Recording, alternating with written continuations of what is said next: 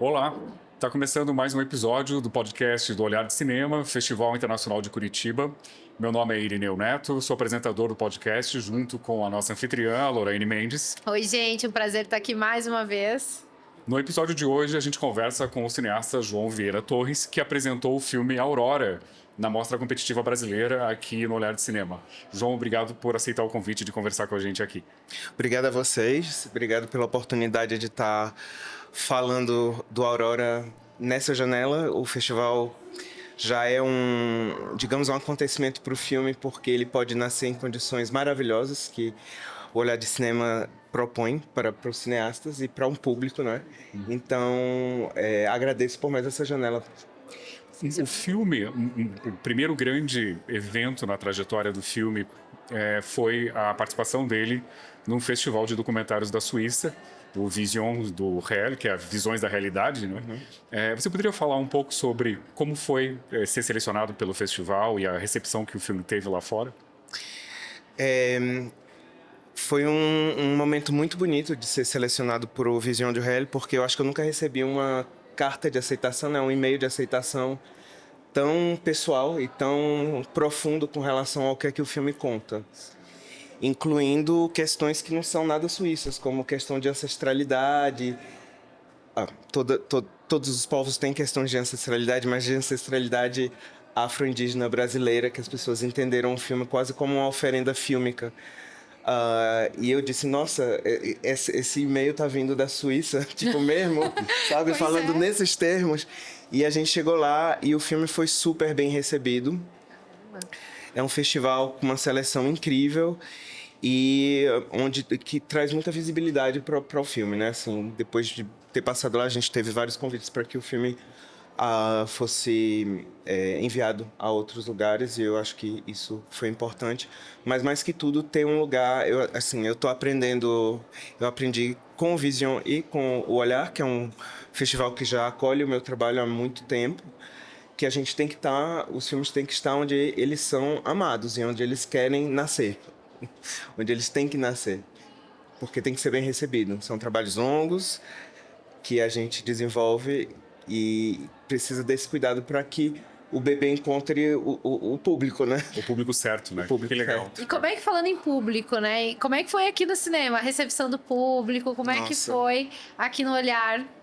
Eu tô emocionado, sério, assim, falo ficar até meio arrepiado, porque, obviamente, na Suíça foi maravilhoso, mas é um público suíço, então tem uma questão de uma diferença cultural. E aqui o filme foi acolhido na sala de cinema. Primeiro tinha muita gente na sala de cinema. Muito lotado, eu tava lá, muito lotado. Depois as pessoas aplaudiram muito, depois muita gente chorando, muita gente que não é do meio, inclusive gente que só veio ver o filme, me escreveu, veio conversar comigo. E fora todas as pessoas do nosso meio, que também é importante a gente ter essa troca, né, entre os cineastas, entre, enfim, produtores e os programadores e toda a gente do meio. Então foi... e fora muita gente escreveu também sobre o filme. Queria agradecer a todas e todos que tiraram tempo, inclusive para escrever sobre o filme, falar sobre o filme, fazer vídeos sobre o filme também. João, eu queria perguntar um pouco, se você poderia falar um pouco sobre as circunstâncias que levaram você a fazer o filme. Contar, tipo, o ponto de partida, enfim, um pouquinho de contexto do filme pra gente.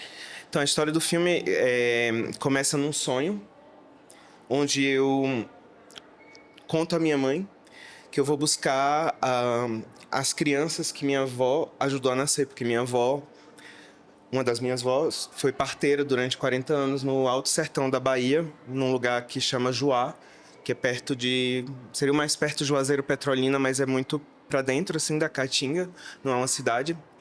E ela foi parteira durante esse tempo, só que eu nunca a conheci, porque quando eu completei 1 ano, ela vinha me visitar. Ela pegou um ônibus de Recife, de Juazeiro justamente para Recife, e nesse trajeto ela começou a rezar, fechou os olhos, pegou o terço e foi embora, morreu, sentadinha ali, e a gente nunca realmente teve essa troca. Então, mais de 20, 30 anos depois, eu já morando na França, porque eu migrei para a França há mais de 20 anos, por muitas questões, e uma delas foi também a questão de eu ser queer e de ter que encontrar um lugar no tempo em que eu deixei o Brasil que era mais vivível, tanto dentro da família quanto fora dela.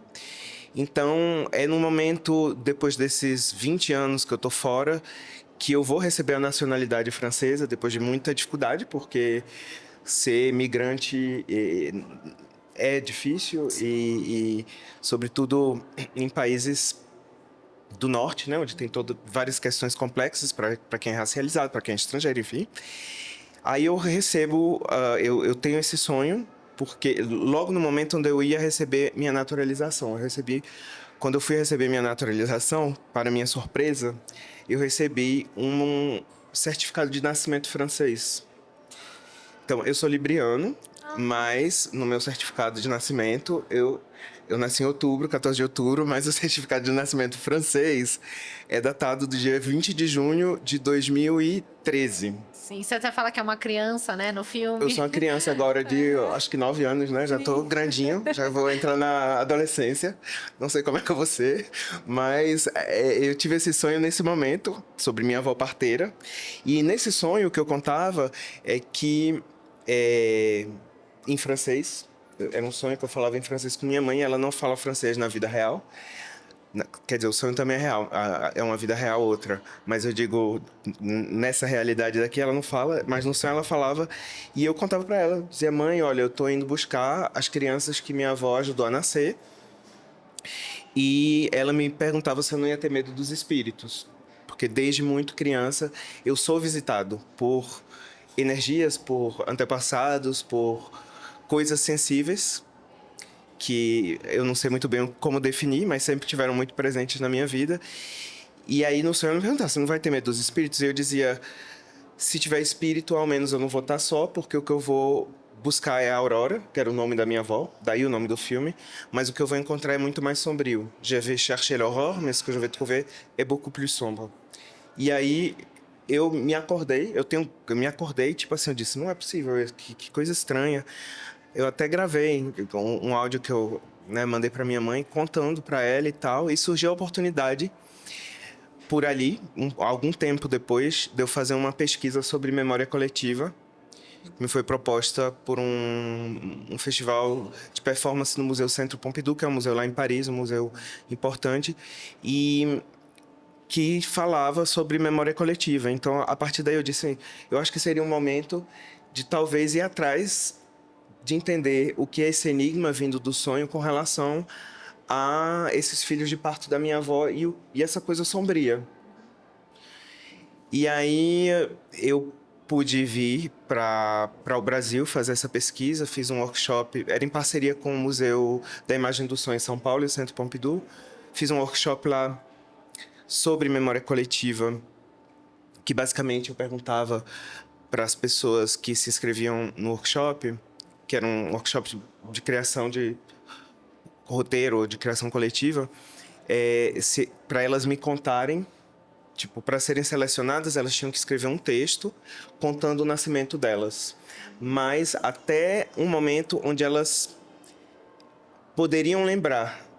Não é assim, tinha que ser de 0 até mais ou menos os 3, porque a partir dos 3 tem gente que começa a lembrar de coisas. E eu queria memórias impossíveis, memórias herdadas. Nossa, desafiador. E aí o que acontece é que essas pessoas me escrevem essas histórias, e essas histórias, eu recebi muitas, eram assim, sei lá, eram uns 40 pessoas se inscreveram, a gente não tinha lugar para todo mundo, então eu tinha que selecionar. E o que eu achei interessante é que, na maioria das vezes, a história do nascimento envolvia uma morte. Envolvia alguém que deixava uma missão, ou alguém que o irmão morreu, aí nasceu próximo e tinha toda uma coisa de espera com relação a gênero, né? Porque se faz chá de revelação? Porque antes mesmo da criança nascer, você já está projetando que se é menino é azul, se é menina é rosa, Por enquanto são essas cores que a gente identifica mais. Eu, por exemplo, nunca gostei de azul. Hoje eu gosto, sou filho de Iemanjá, mas eu gostava mesmo era de rosa. Então, esse tipo de coisa, de já ir determinando quem vai ser essa pessoa que vai vir para o mundo, essa subjetividade, ela já começa ali no nascimento. E eu fui observando isso, aí eu pré-selecionei essas histórias. E a gente fez uma espécie de jogo de cena. Eu dei um curso sobre memória coletiva, né, mais teórico. E no fim do dia eu pedi que, por exemplo, tinha Maria e Pedro, que Pedro contasse a história que ele escreveu para Maria, lesse para ela, e que Maria lesse para o Pedro, e que eles escutassem com afeto. O que é isso? É sobre memória. E como diz Walter Benjamin, no livro dele sobre o narrador, tem algumas histórias que ficam marcadas. Tem algumas histórias que são que se repetem. E ele vai tentar entender por que, na oralidade, algumas histórias se repetem. Porque elas são continuadas, né? Aquela história do quem conta um ponto aumenta um ponto. Uhum. E é justamente isso, do saber popular, que são imagens que são fortes o suficiente, porque apesar delas não serem minhas histórias, quando eu as ouço, elas me tocam em algum lugar que me leva a me perguntar sobre minha própria história. E normalmente essas imagens são enigmas. Essas imagens não têm muita resposta. Ele, inclusive, o Walter Benjamin, ele fala de uma história no livro, que é a de um rei que é preso no império, não sei exatamente aonde. Todo a corte, os filhos, as mulheres do rei, todo mundo é aprisionado. Ele é colocado em praça pública, no centro da praça, e ele fica impávido, assim, ele não se emociona com nada vendo a família dele ser escravizada e tal, mas de repente ele vê o último servidor, o servidor mais velho dele, que já era um velhinho assim, que era uma pessoa que não era nobre, passando, e aí ele desaba em lágrimas. Essa história, o Benjamin vai dizer que ela é retomada por diferentes autores em diferentes séculos, porque você pode imaginar muitas coisas do porquê esse rei chorou. Será que ele chorou porque ele se viu na posição da pessoa mais subalterna? Será que ele chorou porque ele gostava desse homem?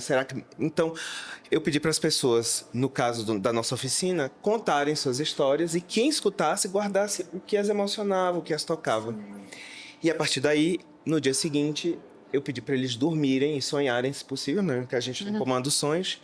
E no dia seguinte eles vieram, e aí a gente fez um jogo de cena no qual Pedro falava para o grupo dizendo: meu nome é Maria, eu tenho 27 anos, não sei o quê, no lugar da Maria, a partir do que Maria tinha contado para o Pedro.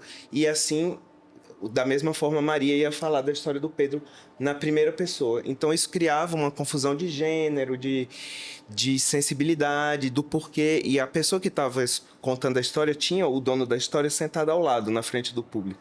Então havia uma questão de responsabilidade. O resultado disso foi um curta que estreou aqui em Curitiba, que chama Crianças Fantasmas. Acho que foi em 2017 que estreou aqui. E nesse curta, eu disse, essas histórias, o jeito que as pessoas contam são incríveis, não sei o quê. Mas quando eu fui ver o material bruto, não correspondia à experiência do coletivo. Faltava um fio condutor, porque eram histórias de pessoas diferentes, contadas por outros, e faltava um fio narrativo, imagens que juntassem isso tudo.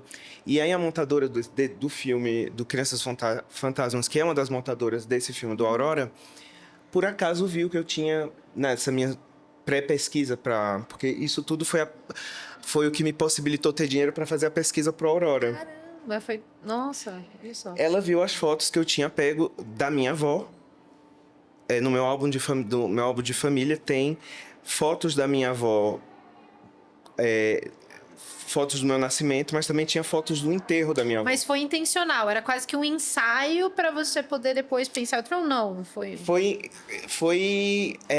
serendipidade. Você vai buscar uma coisa e você encontra a coisa que está do lado da coisa que você estava buscando, e aquela é a coisa que você precisa encontrar. Você sentia que era um processo? É um processo. Entendi. E aí foi nesse processo que a gente entendeu que a gente poderia encontrar esses personagens no meu álbum de família, né? No enterro da minha avó, tem as fotos do enterro da minha avó, que estão também nesse filme, os personagens do Crianças Fantasmas e as imagens do meu nascimento, falando de todos esses nascimentos e todas essas mortes que estavam nessa história. E no fim eu conto a minha. E a ideia do filme, por que eu falo do Crianças Fantasmas? Porque nasceu aqui, de uma certa maneira, foi estreado aqui, e é a base do Aurora. Porque o Aurora, então, vai, graças ao dinheiro que eu pude ter para esse workshop, eu fui fazer essa pesquisa e fui encontrar os discos dos filhos de parto da minha avó no sertão da Bahia, em Pernambuco, em Recife e muitos lugares diferentes.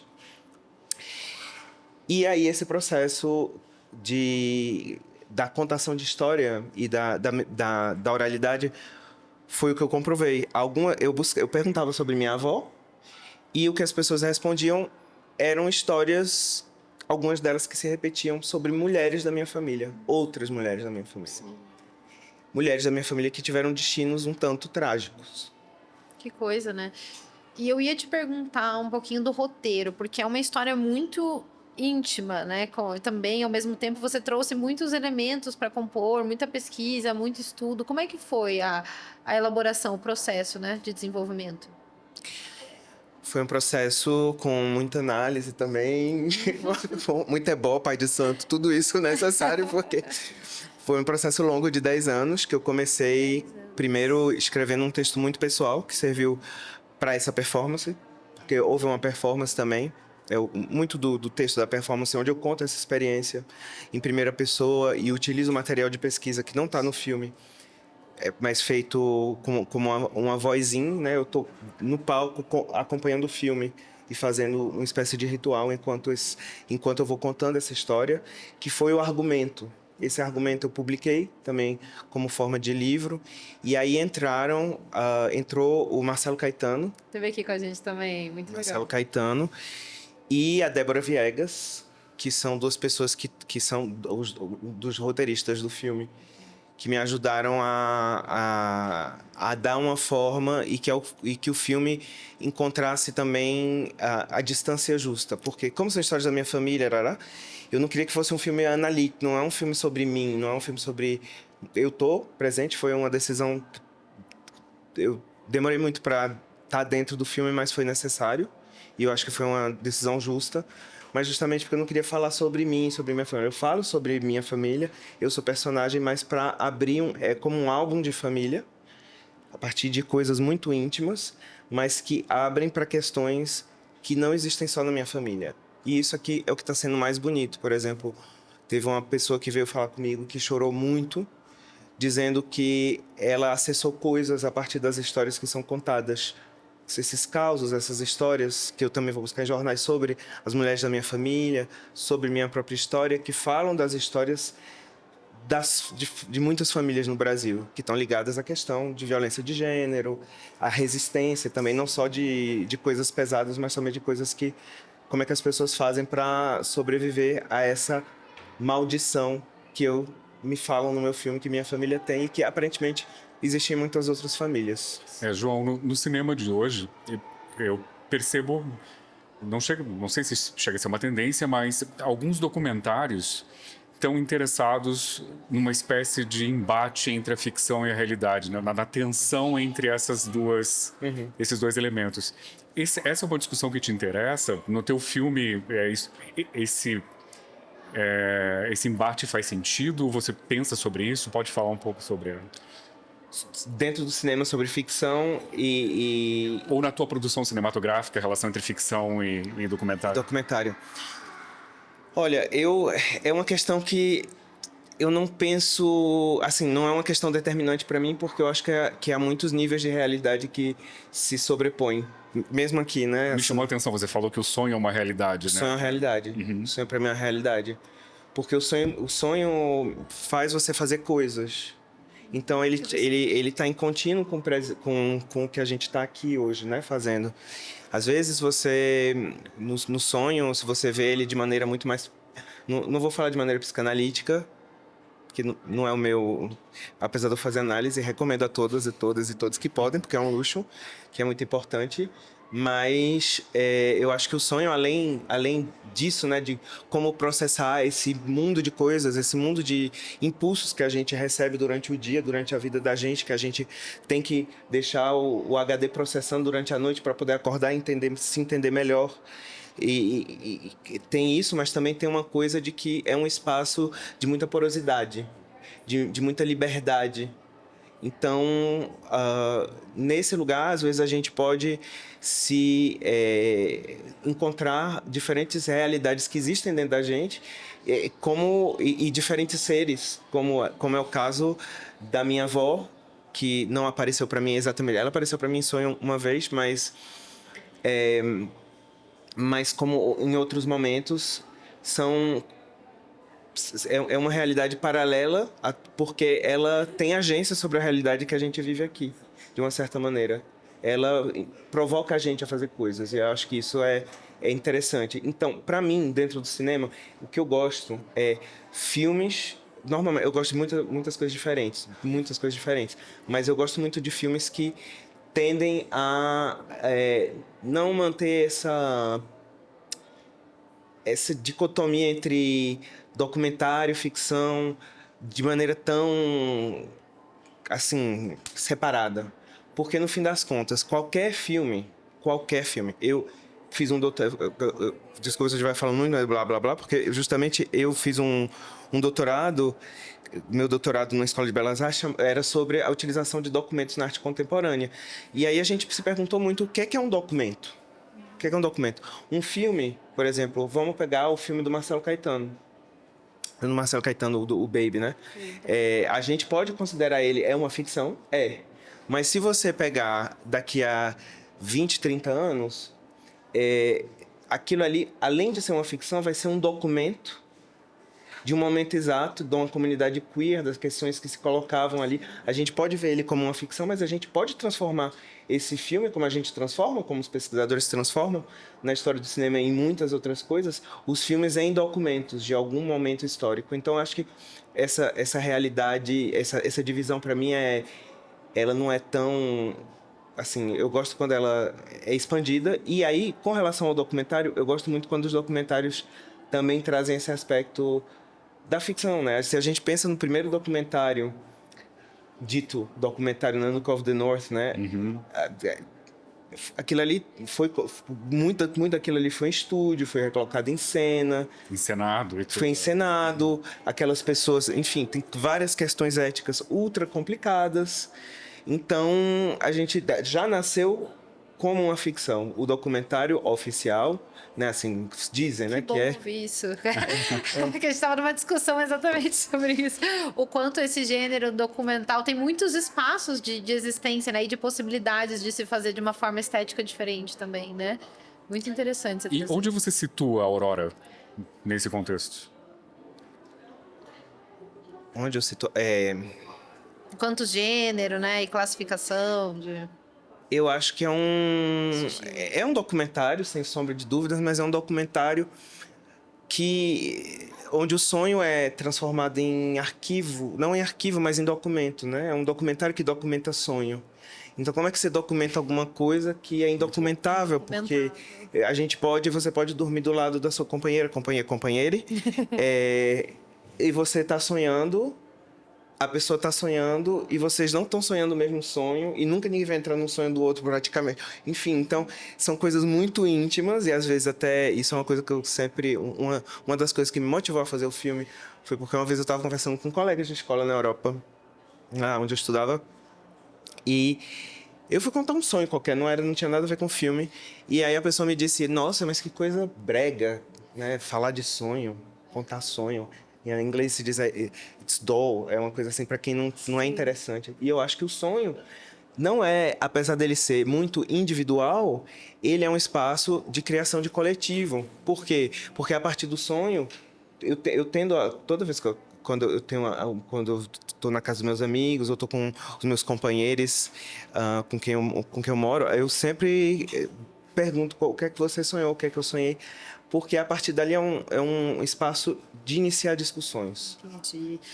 Legal. Eu queria puxar um pouco da estética do filme também, né? Porque é algo quase que uma poesia, muitas vezes a imagem. E é um filme que ele tem mais de 2 horas, né? Tem mais de 2 horas. E a gente vive um momento até de ter filmes longos também, né? Aqui no Brasil lançando.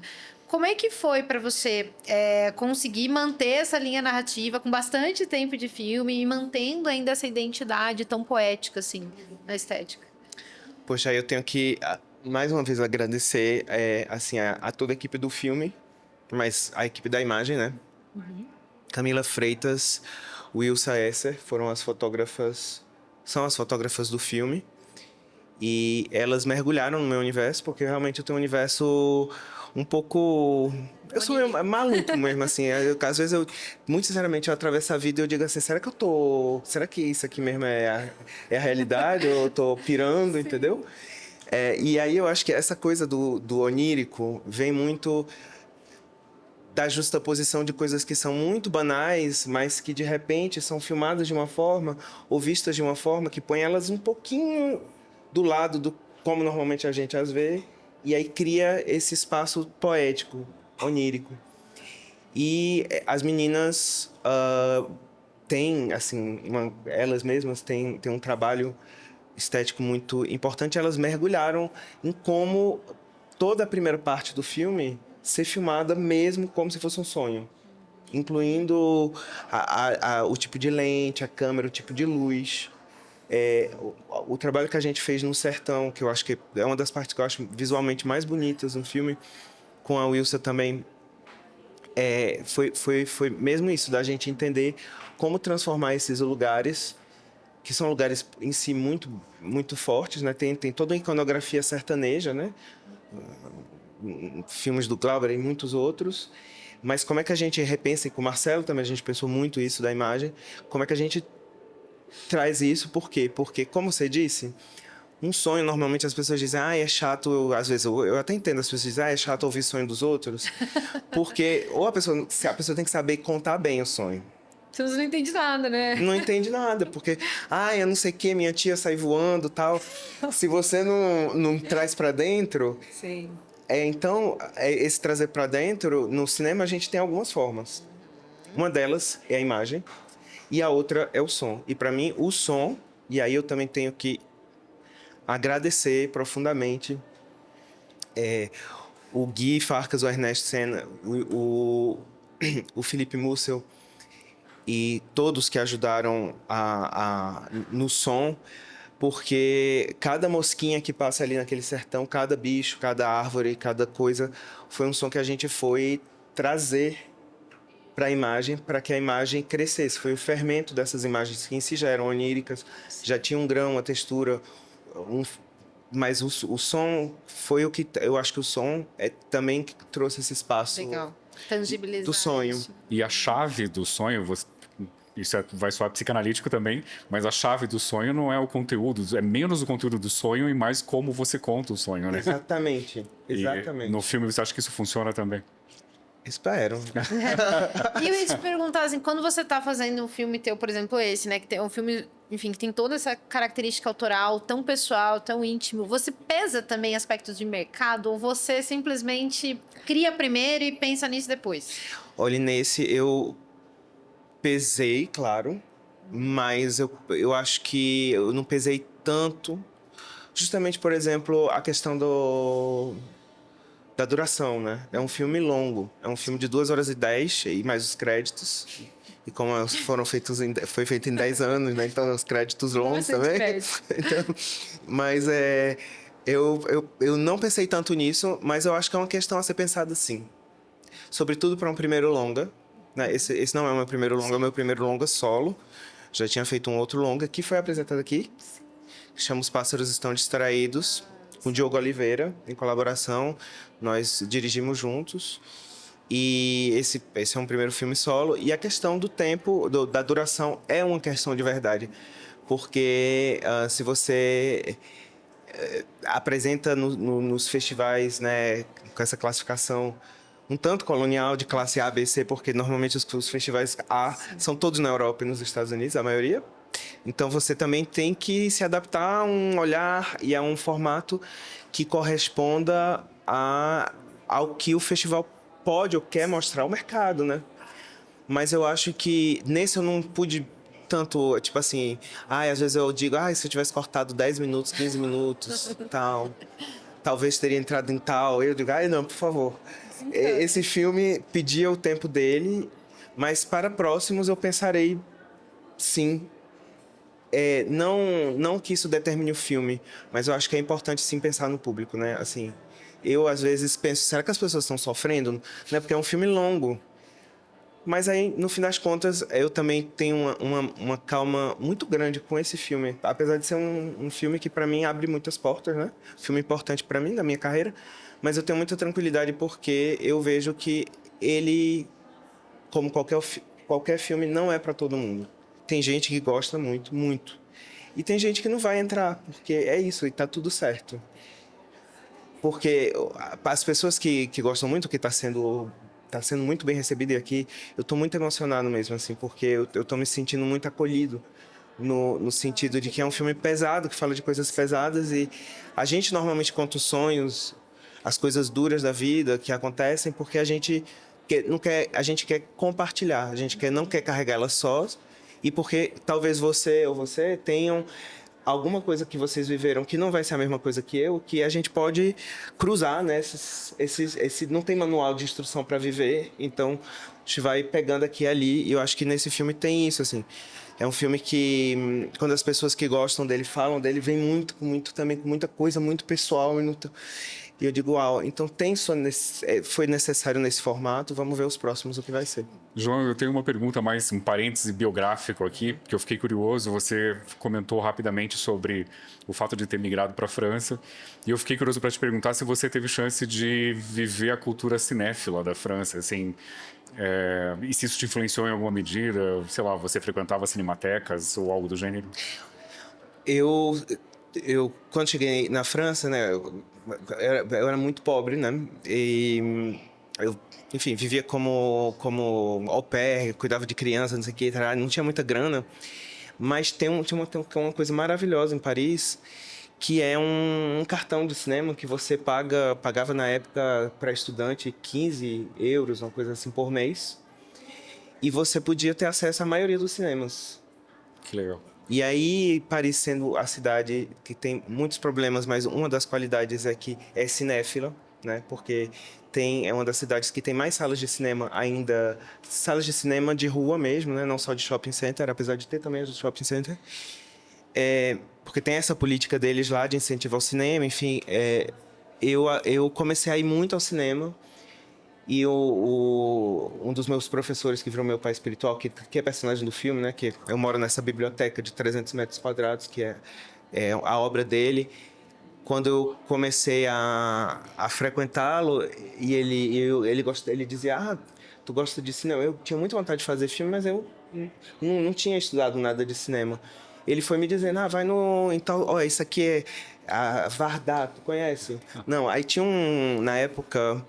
um negócio que chamava Pariscope, que era um jornalzinho por semana com todo o programa de cinema. Um guia, né? Um guia. E eu ia circulando, e eu fui fazendo minha educação, tanto na Cinemateca, mas muito nos pequenos cinemas de bairro do Quartier Latin e de outros lugares, vendo filmes, óbvio, antigos, franceses e do mundo inteiro. Inclusive, tendo acesso a filmes brasileiros, porque vale ressaltar, vocês não estão vendo minha imagem, mas eu tenho skincare em dia, mas eu tenho 43 anos e eu vim de Boa Vista, Roraima, cresci em Boa Vista, Roraima, onde tinha uma locadora de fita cassete.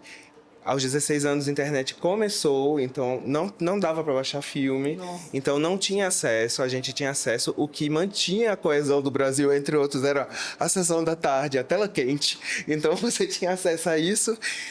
E alguns programas de TV Cultura e coisas assim, mas o Brasil é gigantesco, né? Em outras palavras, não tinha acesso. Não tinha acesso. O primeiro evento cinematográfico da minha adolescência foi o Titanic. O Titanic foi uma comoção na minha cidade. Foi pra você? Pra mim foi um fenômeno, Como é assim. que foi? Ah, não, foi isso também. Primeiro filme que eu vi, acho que no cinema, assim, foi incrível. Pois na minha cidade, porque é a capital mais ao norte, né? A capital acima do Equador, ou seja, existe pecado acima do Equador. Se chama Boa Vista, quente, é maravilhosa.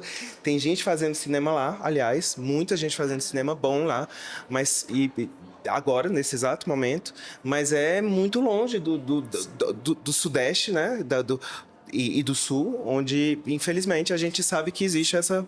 Então, para mim, chegar em Paris também foi essa coisa de poder me alimentar, inclusive de cinema brasileiro. Que legal. E eu ia até te perguntar, né, com todas essas origens que você carrega, né, enfim, de tanta coisa, de tanta história... E dificuldades também em fazer cinema, né? Pô, você precisou ir pra lá, pra agora voltar pra cá. Como que foi não desistir pra você, né? Não desistir foi... sei lá, eu acho que não tinha muita... Não, tem gente que desiste. Eu não acredito em... Eu digo que eu não acredito em nada, porque eu não preciso acreditar muito nas coisas. Porque tem... Eu tenho muitos defeitos, mas eu acho que uma das coisas que antes de eu vir para cá, eu escolhi a minha cabeça, meu ori para chegar aqui, é de estar ligado no sensível, assim. E de acreditar que tem alguma coisa que me diz algo que eu tenho que seguir. E eu acho que isso era uma das coisas, por exemplo, que eu sempre me disse. Porque tipo assim... Eu não venho de uma família ligada à arte, eu não venho de uma família rica. Eu venho do sertão e depois do norte extremo do Brasil. Mas alguma coisa me dizia que era esse o caminho e que era esse o lugar, porque isso eu tenho que falar. Quando eu era adolescente, que eu sempre fui uma criança... O filme fala também sobre ser criança viada, né? E eu era uma criança viada e tal. E num momento muito homofóbico do Brasil, isso dá gosto de ver que ainda tem coisas horrendas acontecendo e muita reação, mas tem muita coisa que mudou para melhor. E não existia esses espaços de troca aberta sobre questões íntimas e questões de violência, que as pessoas vão... Microviolências e macroviolências, abusos e coisas assim ligadas ao que esperam de ti desde criança, né? Por exemplo, a questão do gênero, para meninas, para pessoas queer, etc. E meninos hétero também, porque a gente tem que dizer que todos sofremos essa violência de gênero em diferentes modos e com diferentes consequências. Mas foi quando minha mãe e meu pai, apesar de não virem dessa realidade, eles sempre foram muito abertos e viram que eu e meu irmão, a gente tinha uma grande abertura e sensibilidade para tudo que era meio artístico. E aí, na adolescência, eu entrei num grupo de teatro da escola. Eu estava num Cefet. Legal. E foi a primeira vez que eu me vi ser amado por alguma coisa que eu fazia e que não era eu, era algo que era produzido a partir de mim, e muitas vezes de coisas que na vida de todo dia recebia agressões por ser. E aí, dentro da arte, eu encontrei esse lugar, como adolescente, estou falando como adolescente, de possibilidade de coabitar com o mundo, na verdade, de me ver de uma maneira diferente e de entrar em contato com as pessoas de outra maneira. Incrível. Yeah. A gente costuma perguntar em alguns episódios do podcast, você tem alguma última mensagem que você gostaria de deixar para o público do festival? Não quero morrer, gente. Recado de cinema, professor. É um recado de cinema, né? Não, a última mensagem sou dramático, né? Mas... A última mensagem mas eu sou a última entrevista. Última mensagem. Não foi a minha intenção. Não, até porque eu acho que quando a gente morre mais ou menos, porque o meu filme é sobre isso, né? Ninguém morre totalmente porque os mortos também têm agência. Eu não quero morrer fisicamente, por favor. O universo, tá de boa. Foi uma ótima estreia, tem premiação, quem sabe eu não levo alguma coisa. Mas vou te falar, eu acho que talvez falando... Vocês viram meu filme, né? Meu filme fala de feminicídio, entre outras coisas. E fala desses encontros, desses contatos que a gente tem com coisas sensíveis e com pessoas que se foram, ou com energias que nos ajudam a estar aqui. E ontem eu vou contar uma coisa muito íntima e um tanto pesada, mas eu acho que eu preciso contá-la, porque eu acho que contando a gente consegue entender melhor as coisas. Eu estava tomando café da manhã com os meus colegas cineastas no hotel e desmarquei minha análise. A análise que comecei ao fazer esse filme, porque tinha entrevista, não sei o quê. A entrevista não aconteceu. Falei com minha analista, olha, não aconteceu, podemos ter, ainda dá tempo? Ela disse, dá. Eu vou para o meu quarto, abro o computador, a gente estava fazendo à distância, minha analista é brasileira, mas ela mora na França. Quando eu não estou lá, a gente faz online. E nisso eu estou falando dessas questões, daqui, da recepção do filme, também das questões de como rever certas histórias, porque o meu filme não é sobre mulheres. São pessoas que são mulheres e que, por serem mulheres, sofreram violência de gênero. E essas pessoas, muitas delas eu conheci. São pessoas que eram parte do que eu sou até hoje. E, de repente, estamos tendo essa troca. Alguém invade o lugar onde ela estava. Ela sai de cena e começa a gritar desesperadamente, pedindo para que ele parasse, quem era ele, quem era ele, quem era ele.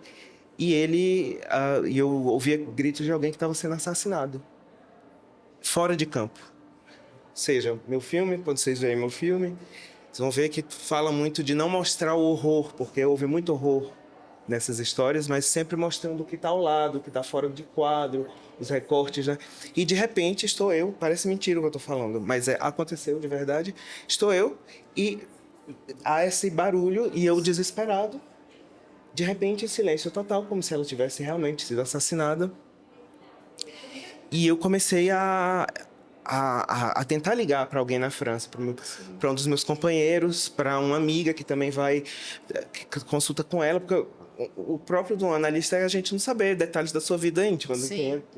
Então, e eu tentando ligar para a polícia daqui, não dava, eles tentando me ligar de lá também não conseguiam. Isso, eu vejo o braço da pessoa entrar em quadro e sair. E aí eu começo a gritar, a dizer, quem é você? Tudo isso em francês. Quem é você, o que você fez? Quem é você, o que você fez? Para mim, ela estava morta, né? E aí a minha produtora, Marina Meliandi, a quem eu... Homenagem, Marina, para você, que sem você esse filme não existiria, é obrigado você estar na minha vida. Me ouviu gritando, pensou que eu estava sendo assassinado no meu quarto, vem e ela me ajuda a me acalmar e a contactar pessoas, e aí volta. Minha analista entra em quadro de novo, machucada,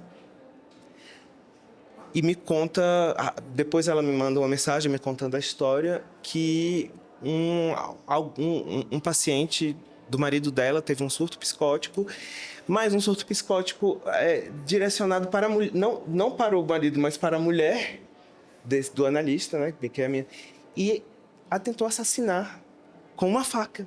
Que loucura. Então, por que eu estou contando essa história, crianças? Muito legal, né? Porque eu, obviamente, né, fui testemunha de muitas histórias como essas na minha família. Não exatamente porque aí tem uma pessoa que tem um surto psicótico, mas que seja direcionado a uma mulher, não é puramente por acaso, assim, né? Como não foi na minha família. Tem uma questão.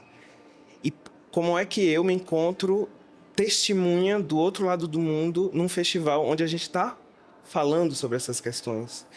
E o porquê de trazer esse peso, que é de uma história íntima, né? Como é no meu filme, mas é sua tia, não sei o quê. Mas minha tia não é só minha tia foi uma das mulheres, das 21 aqui, né? Que foram assassinadas ali numa questão específica. Por que eu as trago?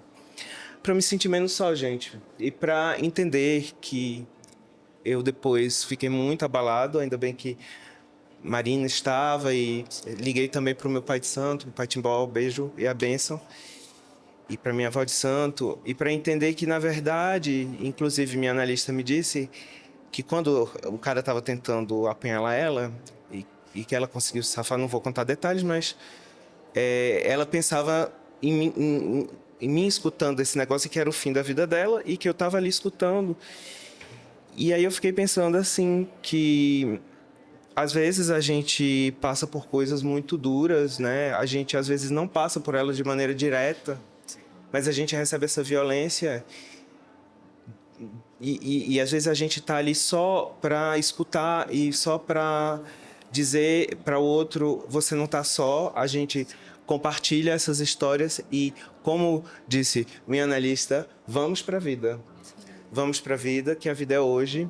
É difícil mesmo viver, é difícil fazer cinema, mas é uma beleza a gente entrar na sala de cinema. Como eu entrei aqui, vi vários filmes que me tocaram em pontos diferentes, outros que me tocaram menos, mas eu sempre tenho o maior respeito por o fato de que é um trabalho coletivo, é um trabalho que envolve afetos, é um trabalho político, é um trabalho duro, não só do cineasta, de todos, inclusive de vocês que estão aqui fazendo que isso seja possível. Então, agradeço mais uma vez. E é isso. Ai, Obrigado. Obrigada por compartilhar algo tão sensível, muito difícil, né? Mas ao mesmo tempo, às vezes são coisas que acontecem, a gente tem que lidar com essas realidades também. Obrigada por compartilhar com a gente. É isso, te agradeço. E obrigada por você estar aqui, trazer seu filme pra cá, em nome do festival, portas abertas para você voltar muitas e muitas vezes. Muito obrigado. Obrigado, João. Esse episódio do podcast do Olhar de Cinema fica por aqui. Acompanhe a gente nas redes sociais do festival e até a próxima.